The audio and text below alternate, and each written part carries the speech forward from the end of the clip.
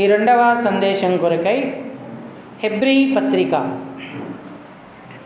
అపోస్తలుడైన పౌలు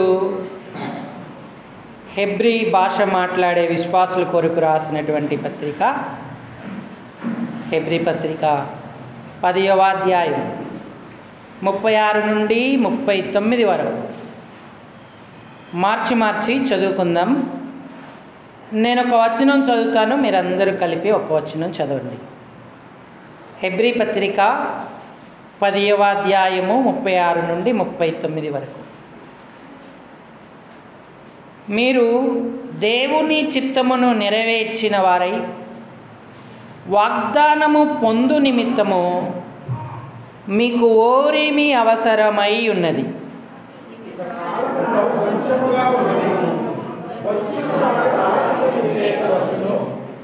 నా ఎదుట నీతిమంతుడైన వాడు విశ్వాసమూలముగా జీవించును గాని అతడు వెనుక తీసిన ఎడల అతని యందు నా ఆత్మకు సంతోషం ఉండదు.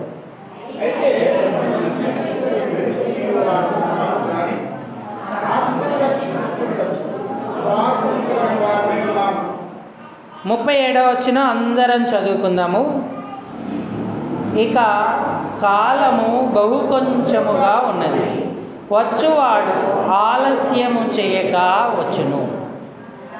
చాలండి, చదువుకున్న లేఖన భాగం చేరి రాగలిగిన మన హృదయాలకు ఈ మధ్యాహ్న కాల సమయం దేవుని ప్రసన్నతను అనుభవించుట హెచ్చరికగా, పురికొల్పుగా, ఆశీర్వాదకరంగా, దీవెనకరంగా ప్రేమగల దేవుడు చేయునుగాక. ఆమేన్. ప్రభు ప్రజలారా, ప్రభువునందున్నటువంటి ప్రేమైన వారులారా, మనం దేవుని యొక్క వాక్యాన్ని కొంత ధ్యానపూర్వకంగా ఆలోచన చేద్దాం. దేవుని యొక్క స్వరము వినగలిగినప్పుడు ఆయన యొక్క మనస్సు మనకు అర్థమవుతుంది.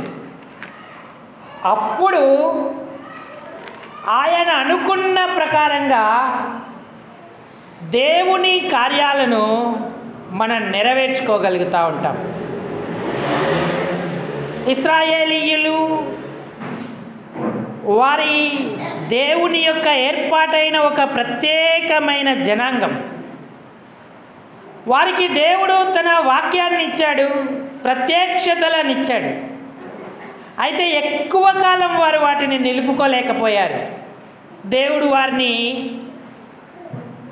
దేవుని ప్రవక్తల ద్వారా హెచ్చరిక చేశాడు, వ్యక్తిగతంగా వారితో మాట్లాడాడు, వారి రాజులను గద్దించాడు, అధికారులకు చెప్పాడు. కానీ వారెవ్వరూ దేవుని వైపు తిరగలేదు. అందుకని ఇశ్రాయేలు వారిని బబులోను దేశానికి చెరగా తీసుకెళ్ళాడు. అక్కడ కూడా వారికి ఒక ప్రవక్తను నియమించాడు. వారు మారితే 70 సంవత్సరాల తర్వాత నేను తిరిగి తీసుకొస్తానని వాగ్దానం చేశాడు. వారి విషయములో దేవునికి ఉన్న ప్రణాళిక ఎంతో గొప్పదై శాశ్వతంగా వారిని ప్రేమించి అనుక్షణం బలపరచాలని ఆయన ఉద్దేశించాడు. చెరలోకి వెళ్ళిన ఇశ్రాయేలీయులు దేవుని స్వరాన్ని, దేవుని మాటను వినాలని కోరుకున్నారు. కానీ వారు మారాలని కోరుకోలేదు. మార్పు చెంది దేవుని ఏర్పాటులోకి రావాలని ఆశించలేదు. మంచి వాక్యాలు కావాలి, కొత్త వాక్యాలు కావాలి, చక్కని వర్తమానాలు కావాలి అనే వచ్చారు తప్ప వారిలో మార్పు కావాలని ఆయన దగ్గరికి రాలేదు. హెజ్కేలు గ్రంథం 33వ అధ్యాయము 31వ వచనం. హెజ్కేలు గ్రంథం 33:31. నా జనులు రాదగిన విధముగా వారు ప్రవక్తవైన నీ యొద్దకు వచ్చి నా జనులైనట్టుగా ఎదుట కూర్చుండి నీ మాటలు విందురు గాని వాటిని అనుసరించి ప్రవర్తింపరు. వారు నోటితో ఎంతో ప్రేమను కనపరచుదురు గాని వారి హృదయం లాభమును అపేక్షించుచున్నది. నీవు వారికి వాయిద్యము బాగుగా వాయించు మంచి స్వరము కలిగిన గాయకుడిగా ఉన్నావు. వారు నీ మాటలు విందురు గాని వాటిని అనుసరించి నడుచుకొనరు అన్నాడు. ఆనాటి ఇశ్రాయేలీల స్థితే కాదు, నేటి స్థానిక సంఘాలలో ఉన్నటువంటి ప్రతి ప్రజ యొక్క స్థితి ఇలాగుననే ఉంది. రాదగిన విధంగా వస్తారు, ఆయన జనులైనట్టుగా కూర్చుంటారు, ఆయన మాటలు వింటారు కానీ వాటి ప్రకారంగా ప్రవర్తింపరు, అనుసరించి నడుచుకొనరు అన్నాడు. ప్రియులారా, ఒకవేళ చెరలో ఉన్న ఇశ్రాయేలీయుల వలనే మనం కూడా ఉంటే మనకే ప్రయోజనము ఉండదు. ఇది ఒక మతపరమైన పద్ధతి కిందికే వస్తుంది తప్ప మార్పు చెంది మహిమగల దేవుని సన్నిధానాన ఉండాలన్న వాంఛను మనలో పుట్టించనటువంటిదిగా ఉంటుంది. ఎన్ని వత్సరాలు దేవుడు నిన్ను రక్షించి ఆయన సన్నిధికి తీసుకొచ్చాడుగా. ప్రతి సంవత్సరం ఎంతైనా కొంత మార్పు చెందుతున్నావా? ఆయన మాటలను బట్టి దిద్దుకుంటున్నావా? హెచ్చరిక చేయబడుతున్నావా? దేవుని రాజ్యం నీ కొరకు సమృద్ధి అయిన ద్వారాన్ని తెరుస్తుంది, లేకపోతే అది నీ కొరకు మూయబడేదిగా ఉంటుంది. హెబ్రీ పత్రికలో విశ్వాసులను పౌలు గారు పరిశుద్ధాత్మ ప్రేరణలో హెచ్చరిక చేస్తూ ఉన్నాడు. కాలము బహు కొంచెముగా ఉన్నది, వచ్చువాడు ఆలస్యము చేయక త్వరగా వస్తున్నాడు అన్నాడు. మరి వచ్చువాని ఎదుట మనం మన ఆత్మను రక్షించుకొనడానికి తగినంత విశ్వాసాన్ని కలిగి ఉండాలి. నువ్వు వెనుక తీస్తే నీ ఆత్మకు ఆయన యందు సంతోషం ఉండదు అన్నాడు.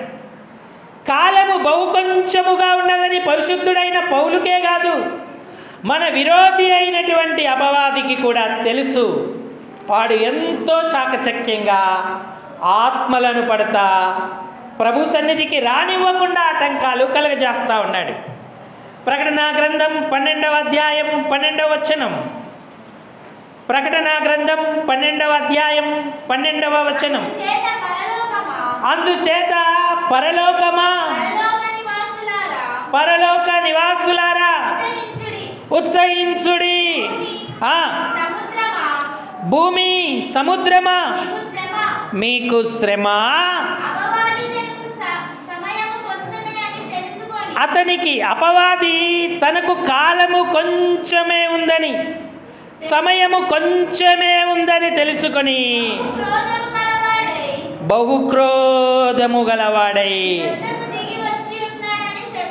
మీ యొద్దకు దిగి వచ్చి ఉన్నాడని చెప్పాను అన్నాడు. ఆకాశాన్ని పరలోకాన్ని ఉత్సహించు అన్నాడు, సంతోషించు అన్నాడు. ఎందుకంటే ఇంకా సమయం అయిపోయింది, నా పిల్లలు నా దగ్గరికి వస్తారు, వారందరితో కలిసి మనం మధ్యాకాశంలో విందు జరిగించుకుందాం, మీరు సంతోషించండి అని వాటితో చెప్తున్నాడు. కానీ భూలోకానికి సముద్రానికి చెప్తున్నాడు, మీకు శ్రమ. అపవాది తనకు సమయము కొంచెమే అని ఎరిగి మీ యొద్దకు దిగి వచ్చి ఉన్నాడు అన్నాడు. పేతురు కూడా రాస్తా ఉన్నాడు, మీ విరోధి అయిన అపవాది గర్జించు సింహము వలె ఎవరిని మృంగుదునా అని వెతుకుచు తిరుగుచున్నాడు అన్నాడు. ఈ కొంచెము కాలం, కొంచెము సమయములో నువ్వు సిద్ధపడతావా? పరలోకానికి వెళ్ళడానికి సిద్ధపడతావా? లేక నిర్లక్ష్యం వహించి వెనక తీసి అపవాది నోటికి ఆహారం అవుతావా? వాడు నీ యొద్దకే దిగి వచ్చి ఉన్నాడు అంటున్నాడు. గర్జించు సింహము వలె అంటూ ఉన్నాడు. రక్షణ కొరకై ఎంత కాలం ఆయన తన గాయపడిన హస్తం నీ వైపు చూపించాలి. లోబడనల్లని ప్రజలారా మీకు శ్రమ అన్నాడు. ఎంతకాలం, ఎంతవరకు, ఎన్నేళ్ల వరకు అంటూ ఉన్నాడు. ఇప్పటికే 2023 సంవత్సరాలు గతించిపోయాయి. 24లోకి ప్రవేశించాం. ఓ నరులారా, మీరు నా గౌరవాన్ని అవమానపరుస్తున్నారు అన్నాడు. కీర్తనల గ్రంథం 4వ అధ్యాయం 2వ వచనం 2-3 చదవండి.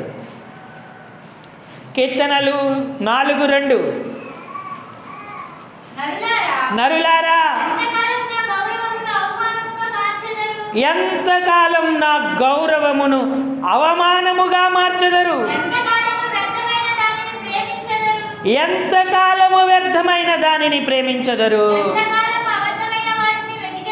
ఎంతకాలము అబద్ధమైన వాటిని వెతుకుతారు? ఎంతకాలం? ఎన్ని పర్యాయాలు పరిశుద్ధాత్మ దేవుడు ప్రశ్నిస్తున్నాడు. రక్షణ నొందకుండా ఎంత కాలం నిర్లక్ష్యం చేస్తావు? సంవత్సరాలు గడుస్తున్నాయి. దేవుని నామాన్ని అగౌరవపరుస్తున్నావు, వ్యర్థమైన దానిని ప్రేమిస్తున్నావు, అబద్ధమైన దాన్ని వెతుకుతా ఉన్నావు. ఇలాంటి స్థితిలో ఉంటే దేవుని యొక్క ప్రేమను ఎప్పుడు రుచి నువ్వు రక్షణ పొందుతావు? పరిశుద్ధాత్మ దేవుడు ఈ సంవత్సరాన్ని నీకు ఇచ్చాడు. ఈ నూతన దినాలలోనే నువ్వు మారు మనసు పొందు, రక్షణ పొందు. యెహోవా తన భక్తులను తనకు ఏర్పరచుకొనుచున్నాడని తెలుసుకొనుడి అంటున్నాడు. ఆయన ఏర్పాట్లోకి వస్తావా? నీ పాపం కొరకు ప్రాణం పెట్టిన ప్రభువును నువ్వు అంగీకరిస్తావా? లేక రక్షణ లేక ఈ సంవత్సరం కూడా నీవు ఆయనను అంగీకరించకుండానే నడుచుకుంటావా? నరకపు శిక్ష నీ మీదకి వస్తుంది. ఎప్పుడు, ఎక్కడ, ఏమి, ఎలా సంభవిస్తుందో ఎవరికి తెలియదు. నాకు బలం ఉంది కదా, నేను ఇంకా చాలా కాలం బ్రతుకుతాను అనుకుంటావేమో. నాకు ఏ లోటుపాట్లు లేవు, అనారోగ్యాలు లేవు, ఆరోగ్యంగా ఉన్నాను, నా ఆయుష్ అప్పుడే తీరిపోదు అనుకుంటున్నావేమో. మరి ఈ లోకంలో దేవుడిచ్చిన సమయాన్ని నువ్వు నిర్లక్ష్యం చేస్తే మరి నీ మరణమే సంభవించవచ్చు, లేదా ఆయన రాకడే సంభవించవచ్చు. ఎవ్వరూ గుర్తింపలేరు. నీలో నీ జీవం ఉంటుండగానే ప్రభువైన యేసుక్రీస్తుని నీ సొంత రక్షకుడిగా అంగీకరించు, పాపక్షమాపణ పొందు. ఆయన చేసిన త్యాగాన్ని అవమానపరచకు, అబద్ధమైన దాన్ని వెతకకు, వ్యర్థమైన దాన్ని ప్రేమించకు. అది నీకు గాయాన్ని, ఆయాసాన్ని, నాశనాన్ని మిగులుస్తుంది. ఇప్పుడున్న పరిస్థితులు ఎంతో భయంకరం. ఒక 2 తల్లి కూతుర్లు 31వ తేదీ రాత్రి వాచ్ నైట్ సర్వీస్ కొరకు ఆలయానికి వెళతా ఉన్నారు. దేవునికి స్తోత్రం, వారిద్దరు కొంత సిద్ధపాటు కలిగి ఉన్నారు. వారు అనుకోలేదు ఈ రాత్రి మేము మరణిస్తామని. వారు ఆటోకు ఆ పక్కన దిగి రోడ్డు దాటి చర్చిలోకి వస్తుంటుండగా బొలోరా వాహనం వచ్చి వాళ్ళిద్దరిని కొట్టేసింది. ఎగిరి పడిపోయారు, ఎముకలు విరిగిపోయాయి, తలభాగం పగిలిపోయింది. అక్కడికక్కడే వారు చనిపోయారు. వారి తల్లిగారు మంచి విశ్వాసి, వారు కూడా కొంత దేవునితో నడిచినటువంటి వారు నిత్యత్వానికి చేర్చబడ్డారు. మరి నీకు రక్షణ లేకపోతే నీ పరిస్థితి ఏంటి? నీకు ఎప్పుడు ఏమి సంభవిస్తుందో ఈ లోకంలో తెలియదు కదా. ఇంకా నువ్వు నిన్ను నమ్ముకొని, నీ బలాన్ని, ఆరోగ్యాన్ని నమ్ముకొని నడుస్తున్నావా? ఒక యవనస్తుడు వివాహంలో డ్యాన్స్ వేస్తూ ఉన్నాడు, ఆనందంగా అందరితో సంతోషపడతా ఉన్నాడు. అలా డ్యాన్స్ వేస్తూనే హార్ట్ అటాక్ వచ్చి అక్కడికక్కడే కుప్పకూలిపోయాడు. ఎంత లేపినా లెగట్లేదు. బలవంతులైన, యవ్వనులైన, ధనమున్నా, ఘనమున్నా మన ప్రాణాన్ని మన వశం చేసుకోలేము. ప్రియులార, అనుకూల సమయం. ఇప్పుడు ఇక్కడ కనబడుతున్నాం, రేపు కనబడతామో లేమో తెలియదు. ఎంతకాలం నువ్వు రక్షణ పొందకుండా ఉంటావు? ఎంతకాలం శిలువ త్యాగాన్ని హేళన చేస్తావు? బ్రతికంతా వ్యర్థమైన వాటిని, బ్రతుకంతా అబద్ధమైన వాటిని ప్రేమిస్తూ వెతుకుతావు. ఇప్పుడే ఈ సమయంలో నువ్వు రక్షణ పొందు, పాప క్షమాపణ అనుభవానికి రా. గొప్ప ధన్యతను, ఆశీర్వాదాన్ని పొందుతావు. ఆ రక్షణ నీకు అనుగ్రహింపబడుతుంది. జీవితం అంతా వ్యర్థపరుచుకున్నాడు. ఆఖరి క్షణములో ఒక దొంగ సిలువలో వ్రేలాడి యేసును అంగీకరించాడు, పరదేశులోకి వెళ్ళిపోయాడు. మరో దొంగ ఆయనని హేళన చేశాడు, నరకానికి వెళ్ళిపోయాడు, నాశనం వానికి సంభవించింది. ఇప్పుడు నీకున్న అవకాశాన్ని, ఈ కొంచెము కాలాన్ని, బహు కొంచెమైన సమయాన్ని నువ్వు సద్వినియోగం చేసుకోకపోతే నీ విషయమై పరిశుద్ధాత్మ దేవుడు ఎంతగానో పరితాపం చెందుతాడు. ఇచ్చిన అవకాశాన్ని సద్వినియోగపరుచుకుందాం. రక్షణ లేకపోతే నేను పాపిని ప్రభుని ఒప్పుకొని మనోపూర్వకంగా పశ్చాత్తాపడి ప్రభును సొంత రక్షకుడిగా అంగీకరిద్దాం. దేవుడు గొప్ప కృపను మనకు కలిగిస్తాడు. ఒకవేళ రక్షణ తీర్మానంలో ఉంటే బాప్తిస్మ సంకల్పం కొరకు ఆలస్యం చేయకు. దేవుడు సంఘాన్ని సేవకులను సిద్ధపరిచినప్పుడు, అవకాశం వచ్చినప్పుడు వెంటనే నీటి బాప్తిస్మంలో సాక్ష్యం ఇవ్వు. దేవుడు నిన్ను ఆశీర్వదిస్తాడు. ఇదిగో ఈయన నా ప్రియకుమారుడు, ఈయన యందు నేను ఆనందించుచున్నాను అన్నాడు. చాలామంది తీర్మానించుకుంటారు కానీ చాలా కాలం ఆలస్యం చేస్తూ ఉంటారు బాప్తిస్మాన్ని. లేనిపోని సాకులను చెప్తూ ఉంటారు. కొందరైతే సరి అయిన అనుభవం లేకుండానే బాప్తిస్మంలో పాల్పొందేవారిగా ఉంటారు. మనమైతే సరి అయిన విధానంలో ప్రభువుని అంగీకరించి పాపం ఒప్పుకొని మంచి తీర్మానంలో నీటి బాప్తిస్మంలో సాక్ష్యం ఇవ్వాలి. అప్పుడు పరలోకం మన కొరకు తెరవబడుతుంది. మనకు ఆ దీవెన ఆశీర్వాదాలు కలుగుతాయి. మొదటి విషయం ఏంటంటే ఎంతకాలం మనం నిర్లక్ష్యం చేస్తాం రక్షణ విషయమై. ఒకవేళ రక్షించబడి బాప్తిస్వం తీసుకొని దేవుని పిల్లలమైతే దేవుడు మనతో అంటున్నాడు, ఎన్నేళ్ళ వరకు మీరు నడవనొల్లరు అంటున్నాడు.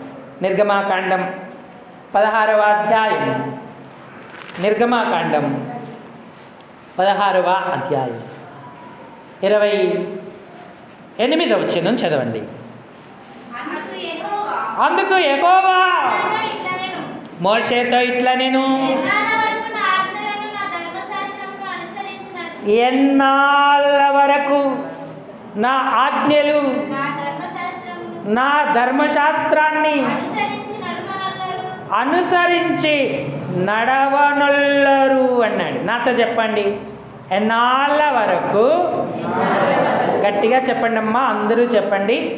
ఎన్నాళ్ళ వరకు నడవనొల్లరు.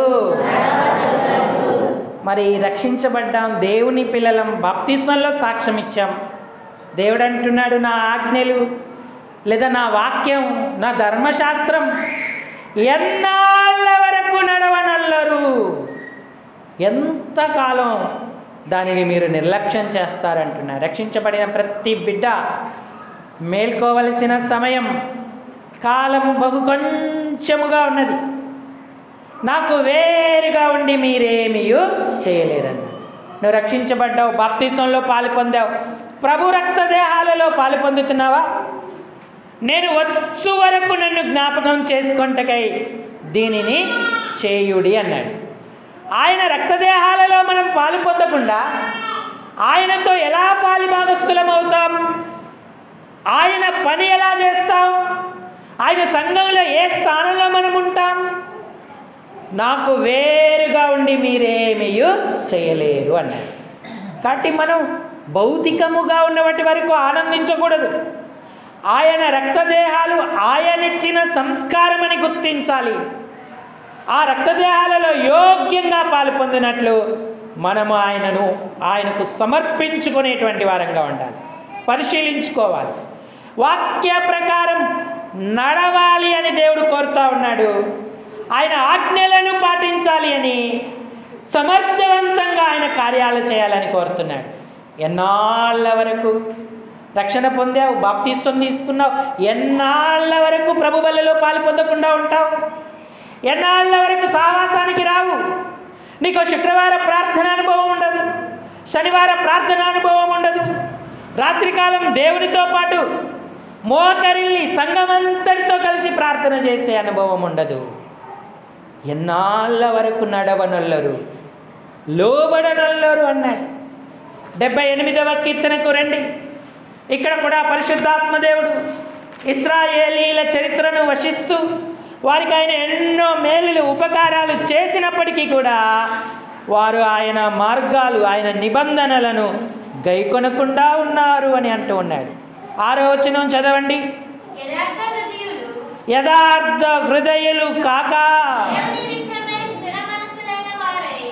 యథార్థ హృదయులు కాక అన్నాడు. ఎప్పుడు యథార్థ హృదయులము కాము అంటే వివిధమైన తంత్రములు మనలో కల్పించుకున్నప్పుడు. ప్రసంగి గ్రంథంలో అన్నాడు దేవుడు నరులను యథార్థవంతులుగా చేసెను గాని వారు తమ హృదయములలో వివిధమైన తంత్రములు కల్పించుకున్నారన్నాడు. రక్షించబడిన మన హృదయం శుద్ధ హృదయం. మనం దేవునిలో యథార్థవంతులంగా ఉండాలి. యథార్థవంతులం అవ్వాలి ఆయన రక్తము ద్వారా, ఆయన వాక్యము ద్వారా. ఏ భేదము లేక ఆయన సంఘ సహవాస జీవనంలో నిలిచి ఉండాలి. రక్షించబడతాం, దేవుని బిడ్డలం అవుతాం, కానీ ఇంకా అనేక భేదాలు మన హృదయాలలోనే నిలిచి ఉంటాయి. మతభేదం, కులభేదం, సహవాస భేదం, ప్రాంత భేదం. నాకైతే కొన్ని భేదాలే తెలుసు, కానీ ఇంకా అనేకమైన భేదాలు పెట్టుకొని సంఘంలో ఉంటాము. అప్పుడు యథార్థ హృదయం కాము. అంతేకాదు, దేవుని విషయమై స్థిరమైన మనసు లేని వారై పితరుల వలనే తిరగబడుతూ మూర్ఖతయు తిరుగుబాటును కలిగిన తరమును పోలి ఉండొద్దు అని చెప్తా ఉన్నాడు. వాళ్ళు అలా ఉన్నారు. అయితే ఆయన ఆజ్ఞలు గైకొనున్నట్లు శాసనములను నియమించెను, ధర్మశాస్త్రము అనుగ్రహించెను. మన పితరులు తమ పుత్రులకు దానిని ఇన్ని విషయాలు దేవుడు వారికి కలగజేశాడు. కానీ వారు మాత్రం వెనుకకే తిరిగిరి అన్నాడు. 9వ వచనం చదవండి.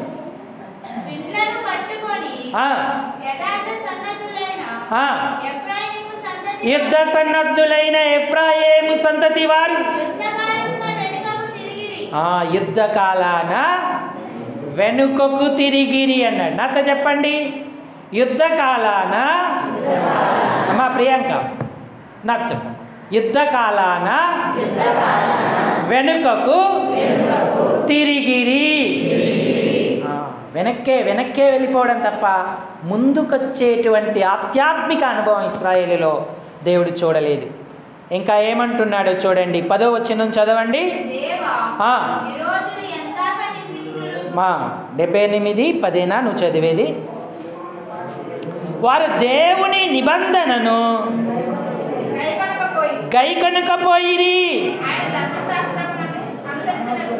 ఆయన ధర్మశాస్త్రం అనుసరింప నొల్లకపోయిరి. అక్కడ కూడా నడవనొల్లరు అన్నాడు. ఏమన్నాడమ్మా? గట్టిగా చెప్పండి, ఏమన్నాడు? నొల్లరు అంటే అర్థం ఏంటి? నొల్లరు అంటే అర్థం ఏంటి? నడవనొల్లరు, నడవనొల్లక పోయిరి అంటున్నాడు. నొల్లరంటే ఇష్టము లేదు అని అర్థం. ఇది శ్రీకాకుళం భాష. ఇది దేవుడు శ్రీకాకుళం యాసను బైబిల్లో ఉంచాడు. నా నొల్లనండి అంటారు శ్రీకాకుళంలో. ఏమంటారమ్మా? నా నొల్లను అంటే నాకు ఇష్టము లేదు అని. నడవరాక కాదు, నడవడం తెలియక కాదు, నడవాలని కాదు, నడవడం ఇష్టము లేక రాదు. నడవనొల్లకపోయిరి అన్నాడు. ఏముందిలే, ప్రతి వారం చెప్పుకునే వాక్యమే కదా, బైబిల్లో ఉన్న వాక్యమే కదని తేలికతనం, నిర్లక్ష్యతనం, ఇష్టము లేనితనం. అందువలనే శుక్రవార స్త్రీల కూటాలు వెలవెలబోతాయి, శనివార సంఘ ప్రార్థనలు వెలవెలబోతాయి, రాత్రికాల ప్రార్థన అనుభవం అస్సలే ఉండదు. సంఘం ధర్మశాస్త్రాన్ని అనుసరించి నడవాలి, వాక్యాన్ని అనుసరించి నడవాలి. నా ఇష్టం కాదు ప్రభువా, నీ చిత్తమే అని ఆయనను అంగీకరించిన మనం ఎన్నాళ్ళ వరకు నడవనొల్లం అంటే నడవడానికి ఇష్టపడం. నాకు ఆయన ఇష్టం లేదు, ఈమె ఇష్టం లేదు, వాళ్ళ ఇష్టం లేదు, ఈ పరిస్థితులు ఇష్టం లేదు, అందుకేనండి నేను సంఘానికి రాను అని చెప్తా ఉంటాను. ఇది పరిశుద్ధాత్మ దేవుడు అంగీకరించేటువంటి సమాధానం కాదు. యుద్ధకాలం అన్నాడు. యుద్ధకాలాన వెనుకకు తిరగొద్దు. సంఘంలో మన వంతు మనం ఎప్పుడు నిర్వర్తిస్తూనే ఉండాలి. పరిస్థితులు అనుకూలమైన, పరిస్థితులు ప్రతికూలమైన ప్రభు ఇంటిని ఆనుకొని ఉన్న వాళ్ళం ధన్యులం అవుతాం. ఆ యుద్ధ రంగంలోనే నీ చేతులకు పోరాటం, నీ వేళ్లకు యుద్ధం ఆయన నేర్పుతాడు. నిన్ను ఎలా సిద్ధపరచాలో అలా సిద్ధపరుస్తాడు. నిత్యత్వం కొరకు నిన్ను ఆయత్తపరుస్తాడు. ఎంతకాలం రక్షణ లేకుండా ఉంటావు? ఎన్నాళ్ళ వరకు వాక్యాన్ని అనుసరించకుండా నడవకుండా జీవిస్తూ వస్తావు? ఇది నీకు ఎంత మాత్రం క్షేమం కాదు. కాలము బహు కొంచెముగా ఉంది, వచ్చువాడు ఆలస్యం చేయకవచ్చును అన్నాడు. బహు శీఘ్రముగా ప్రభువైన యేసుక్రీస్తు వారు రాబోతున్నారు. ఆయనకు కోపము, విసుగు మనం పుట్టించొద్దు. ఆయన ఎవరి మీద కోపించాడు? ఎవరి మీద ఆయన తన విసుగు చూపించాడు? హెబ్రీయులకు రాసినటువంటి పత్రిక, హెబ్రీ పత్రిక, ఇశ్రాయేలీలను గూర్చి ఆయన మాట్లాడుతూ, మీరు అలా ఉండొద్దు, 40 సంవత్సరాలు వాళ్ళు వ్యర్థం చేసుకున్నారు, మీరు వ్యర్థం చేసుకోవద్దని బ్రతిమలాడుకుంటున్నాను అంటూ ఉన్నాడు. 9వ వచనం చదవండి అమ్మా, 3వ అధ్యాయం, హెబ్రీ 3:9. 40 సంవత్సరములు నా కార్యములను చూచి మీ పితరులు నన్ను పరీక్షించి శోధించిరి. కావున నేను ఆ తరము వారి వలన విసిగి వీరెల్లప్పుడు తమ హృదయాలోచనలో తప్పిపోతున్నారు, నా మార్గాలను వారు తెలుసుకోలేరు అన్నాడు. 40 సంవత్సరాలు చూశారు, 40 సంవత్సరాలు విన్నారు ఆయన కార్యాలు, అయినా తప్పిపోతున్నారు, మార్గాలను తెలుసుకోలేకపోతున్నారు. ఒకవేళ దేవుణ్ణి విడిచిపోయే దుష్ట హృదయం మీ అందుంటుందేమో, జాగ్రత్తగా చూసుకొనుడి. నేడు అను శబ్దం ఉండగానే ఒకరినొకరు బుద్ధి చెప్పుకొనుడి, బలపడి ఉండండి అని చెప్పి నడిపించిన వారి మీద కోపగించుకొని మరి ఆయన వారి మీద తన కోపాన్ని, తన యొక్క అసహనాన్ని చూపించాడు. 3వ అధ్యాయం 16వ వచనం చదవండి. విని కోపము పుట్టించిన వారు ఎవరు? మోషే చేత నడిపింపబడి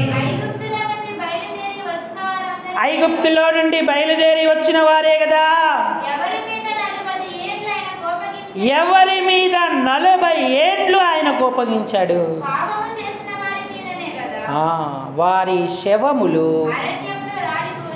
శవములు అన్న మాటకు అర్థం ఏం చెప్పాడు? అవయవములు అన్నాడు. వారు అరణ్యంలోనే రాలిపోయారు, ఆకుల వలె, ఎండిన ఆకుల వలె రాలిపోయారు. నువ్వు విని కోపం పుట్టిస్తున్నావా? దేవుని కార్యాలను చూచి కూడా నడవలేకపోతున్నావా? వ్యక్తిగతంగా నీకెంత మేలు చేశాడు, నిన్నెంత ఆదుకున్నాడు, కుటుంబముగా నీ విషయంలో ఆయన నీకు ఇచ్చిన ఆనందం గుర్తుందా?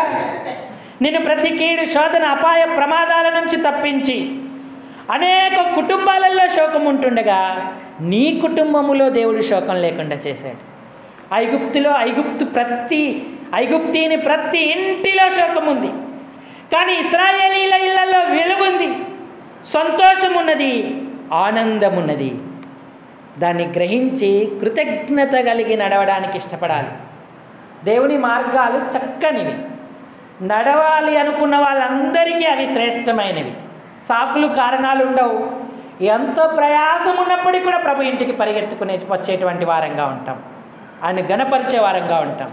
మన శరీరం బలహీనమే, మన పరిస్థితులు ఎప్పుడు కూడా వ్యతిరేకంగానే ఉంటాయి, కానీ మన నిర్ణయం మనకు పునరుద్ధాన శక్తిని కలగజేస్తుంది. లేడి కాళ్ళ వల్ల ఆయన మన కాలం చేస్తాడు.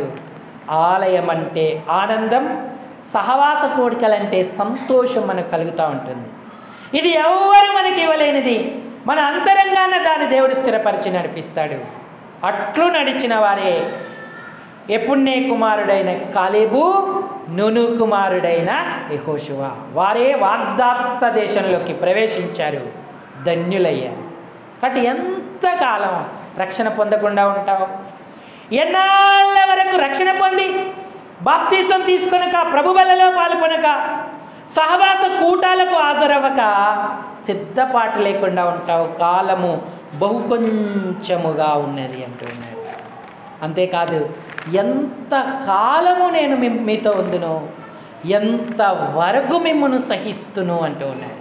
మత్తయి శుభవార్త 17:17 చదవండి అమ్మ. మత్తయి రాసిన శుభవార్త 17:17.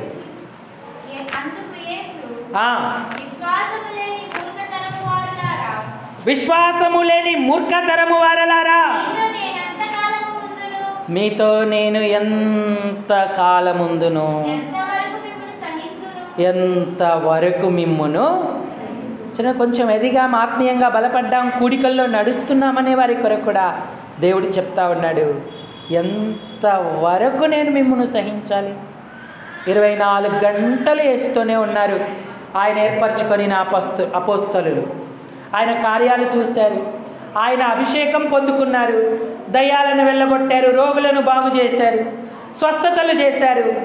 అయినను వారితో కూడా దేవుడు అంటున్నాడు, ఎంతకాలం నేను మిమ్మును సహింతును, ఎంతకాలం నేను మీతో ఉండును అంటున్నాడు.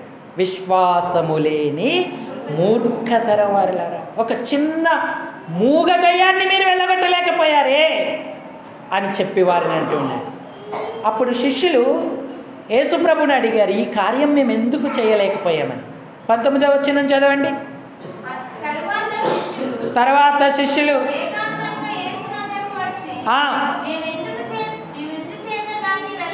మేమెందుచేత దానిని వెళ్ళగొట్టలేకపోతేమని అడిగిరి.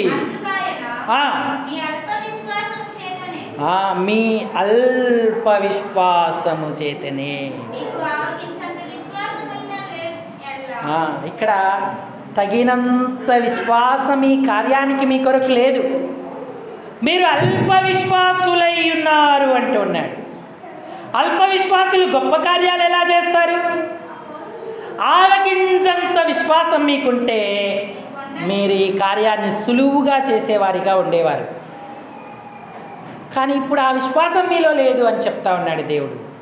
మరి ఇంతకుముందు మీరు విశ్వాసులే, పూర్ణ విశ్వాసం గలవారే, కానీ ఇప్పుడు ఈ కార్యానికి అవసరమైనంత విశ్వాసం వారికి లేదు. యాత్రా జీవితంలో ఎన్నో గొప్ప కార్యాలు మన విశ్వాసం ద్వారా జరిగి ఉండవచ్చు, కానీ ఇప్పుడు కొత్తే మనకు మన ముందున్నటువంటి పర్వతాన్ని ప్రారదోలడం, మన సమస్యలు పరిష్కరించడం, ఈ సంవత్సరం నీ ఎదుటిన్న పర్వతాలను నువ్వు తొలగించుకోవాలంటే ఈ సంవత్సరానికి సరిపడిన విశ్వాసాన్ని నువ్వు సంపాదించుకోవాలి. అల్ప విశ్వాసం మన దరిచేరనివ్వకూడదు.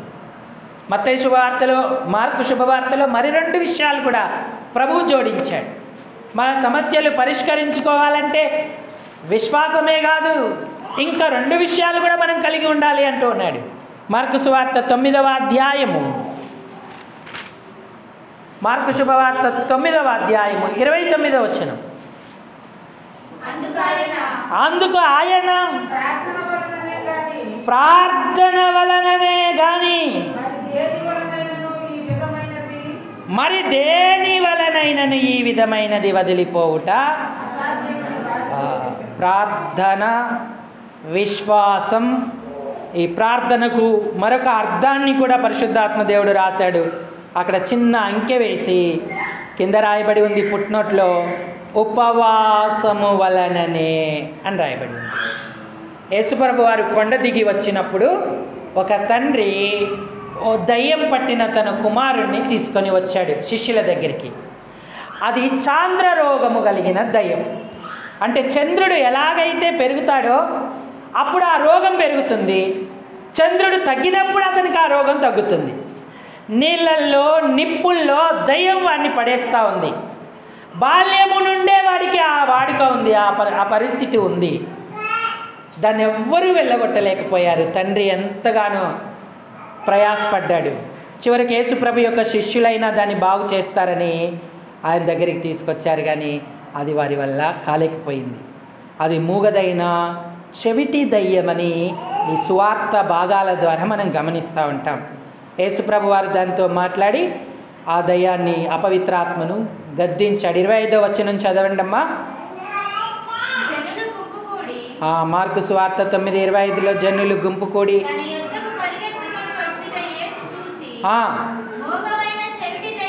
మూగవైన చెవిటి దయ్యమా వానిని వదిలిపొమ్ము అన్నాడు. వానిలో ఇక ప్రవేశించవద్దని అతనికి దానికి ఆజ్ఞాపించాడు. అప్పుడు అది విలవిలలాడించి అతన్ని వదిలిపెట్టింది. వాడు చచ్చిన వాని వలె పడిపోయాడు. కొందరేమో అతడు చచ్చిపోయాడన్నారు, కానీ యేసు వాడిని చేయి పట్టి లేవనెత్తగా వాడు నిలువబడేను అన్నాడు. ఎంత గొప్ప కార్యం ఆ తండ్రికి ఆయన చేశాడు. శిష్యులు ఎందుకు చేయలేకపోయారంటే మొట్టమొదట విశ్వాసము లేని కారణాన. ఏమైనా నీ వలనైతే నాకు సహాయం చేయమని తండ్రి అడిగాడు. యేసయ్య అన్నాడు, నమ్ముట నీ వలన అవుతుందా? నమ్ముట నీ వలనైతే నమ్మువానికి సమస్తము సాధ్యమన్నాడు. అది ఆ తండ్రికే కాదు, శిష్యులకు కూడా సందేశమే. నువ్వు నమ్మలేకపోయావని శిష్యులను కూడా దేవుడు హెచ్చరిక చేస్తూ వచ్చాడు. ఇక్కడ మళ్ళీ అంటున్నాడు, మీరు మొదట కలిగినంత ప్రార్థనా జీవితాన్ని ఇప్పుడు కలిగి ఉండలేదు. ప్రార్థనలేమితోటి ఉన్నారు కాబట్టి వెళ్ళగొట్టలేకపోయారు. అంతేకాదు మొదట ఆసక్తితో ఉపవాసం ఉండిన అనుభవాలు ఇప్పుడు మీలో లేవు కాబట్టి ఆ మూగదైన చెవిటి దయ్యాన్ని మీరు వెళ్ళగొట్టలేకపోయారన్నాడు. ఎంతకాలం, ఎంతవరకు మిమ్మల్ని సహిస్తును అన్నాడు. యేసయ్య ఇచ్చిన అభిషేకం మనకుంది, యేసయ్య ఇచ్చిన ఆ ఆధిక్యత మనకుంది. మరి దాన్ని మనం వినియోగిస్తున్నామా?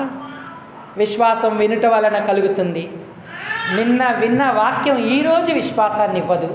ఈ రోజుకు నువ్వు క్రొత్తగా ఆయన వాక్యాన్ని మనం వినవలసిన వారంగా ఉన్నాం. అంతేకాదు నిన్నటి ప్రార్థన ఇప్పటికీ సరిపోదు, ఈ రోజు కూడా నువ్వు ప్రార్థనతో దేవునితో సావాసంలో ఉండాలి.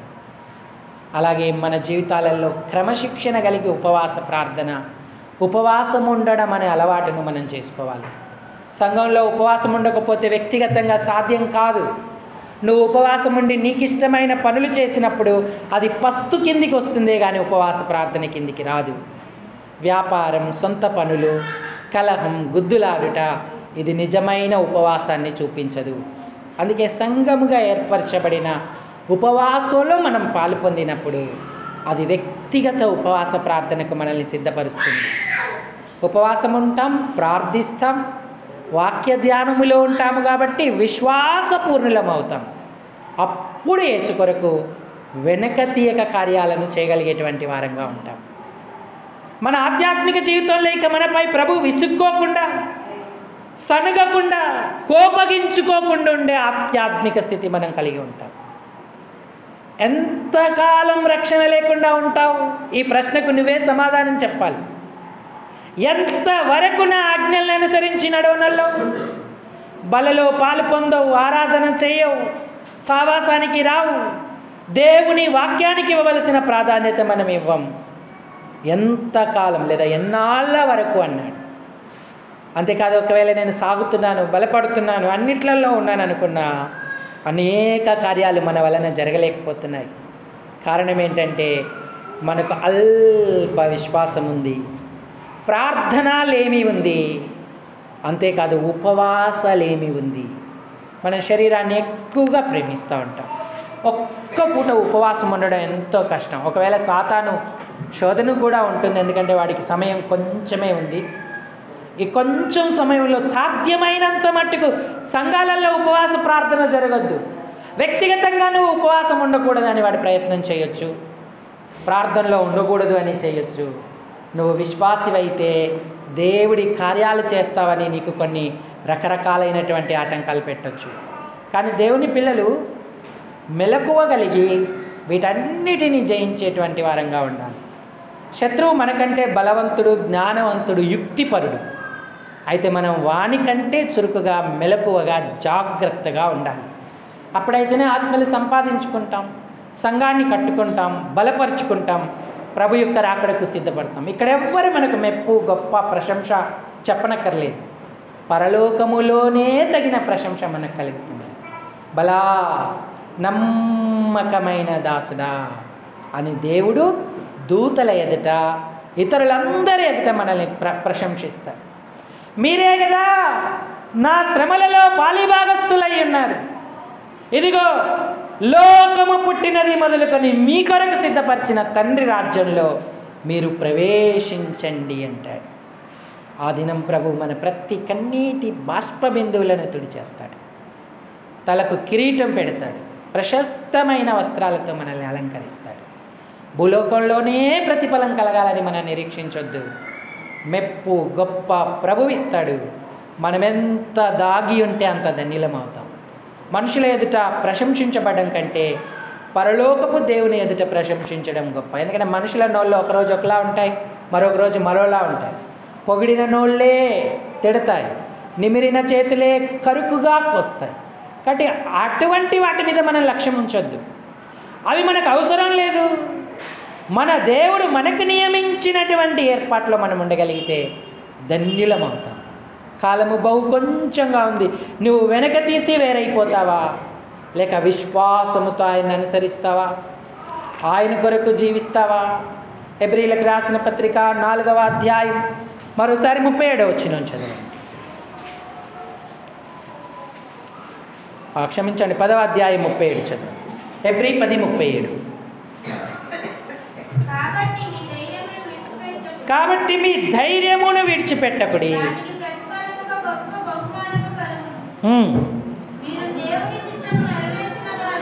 దేవుని చిత్తము నెరవేర్చిన వారై ఓరిమి మీకు అవసరమై ఉన్నది అన్నాడు. ఆ ఓపిక, ఆ ఓర్పు తన క్రియను మనలో కొనసాగించేలా మనం చూసుకోవాలి. వెనక తీయక విశ్వాసంతో ప్రభువును వెంబడించే వారంగా ఉండాలి. అప్పుడు దేవుడు మన ఆత్మయందు సంతోషిస్తాడు. కటి పరిస్థితులు, స్థితిగతులు ఏ స్థాయిలో ఉన్నా దేవుని ఏర్పాట్లో మనం ఉండగలిగితే ధన్యులం అవుతాం. రక్షణ లేని వారు రక్షణ పొందాలి. రక్షణ పొందిన వారు ప్రభు మార్గాలను అనుసరించాలి. నేను అనుసరిస్తున్నాను అనుకున్న వాళ్ళు మరింత విశ్వాసం, మరింత ప్రార్థన, మరింత ఉపవాస అనుభవంలో కట్టబడేవారిగా ఉండాలి. అప్పుడు ఆయనకు మన ఆత్మలో సంతోషం ఉంటుంది. దేవుడు తన నామాన్ని మహిమపరుచుకుంటాడు. ఈ తలంపులను దేవుడు దీవించునుగాక. అందరూ తలలు వంచి కళ్ళు మూసుకోండి. మనం ప్రార్థనలోకి వెళదాం.